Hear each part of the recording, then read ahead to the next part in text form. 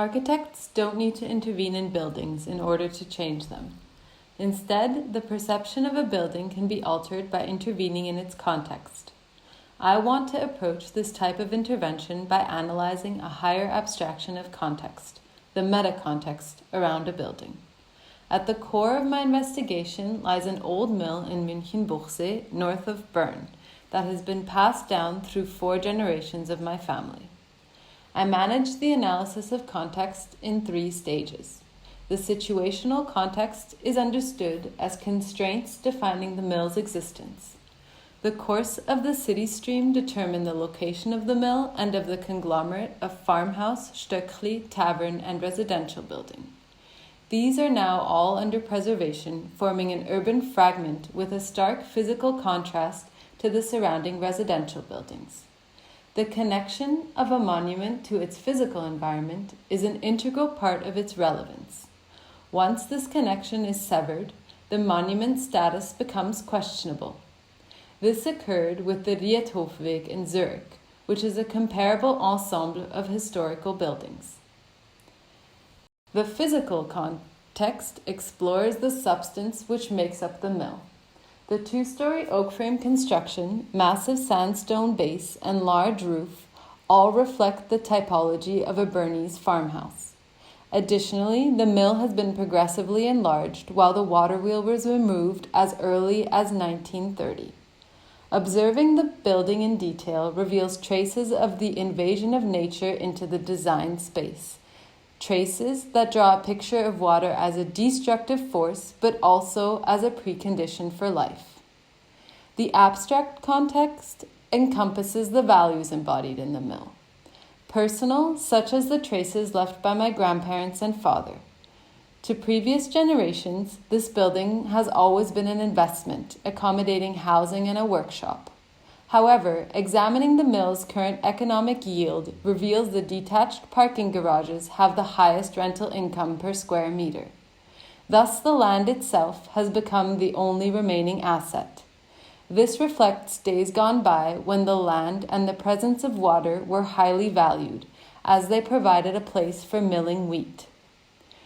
Through the analysis of the situational, physical, and abstract contexts, a common connection through water is mapped out, making this the metacontext of the mill.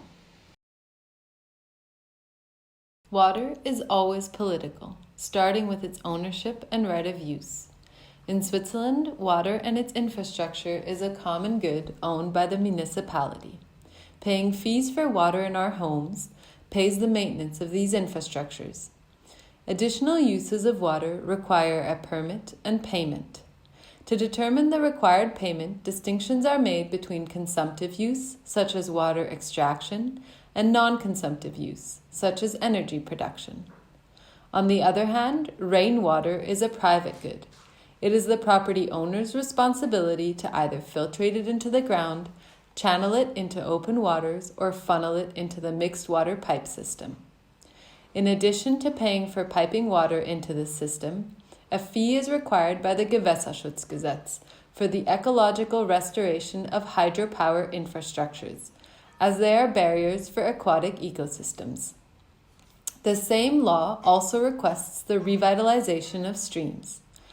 By building centralized hydropower plants, both these goals are pursued, allowing for long stretches of streams to be renaturalized with continuous gravel beds that foster aquatic life.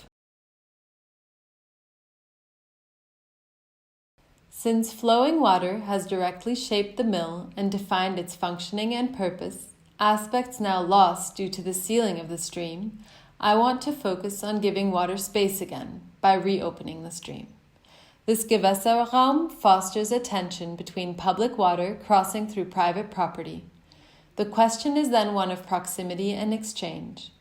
To grasp the affordance of open water, I analyzed fountains as designed objects that offer a lens for understanding the renaturalization of streams as part of the man-made water system, leading to understanding fountains as places of synergy, where these systems come together to serve multiple purposes. The fountain at the ETH Alumni Lounge exemplifies this with its materiality, referencing mountains, symbolically bringing nature into relation with the university's infrastructure, social community, and the ritual of drinking. The properties of water and hydraulic water systems can also be the focus of a fountain. The Tingeli fountain in Basel is a visual representation of this. Technical approaches are often used to create fountains that mimic nature, address issues such as heat islands in the city, or cultivate and irrigate landscapes.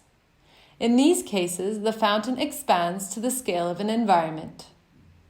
A fountain always makes a statement that is inherently linked to a larger cycle of repetition, transformation, and the border between human-devised and natural. This expands my understanding of the built environment to include natural, infrastructural, and cultural systems. It is in this way I want to use the framework of fountains as examples to draw from when intervening in the metacontext water, allowing for my intervention in context to be developed out of the tension created by the proximity of these systems in relation to the mill, effectively developing my diploma to show that an intervention in context can change the perception of a building.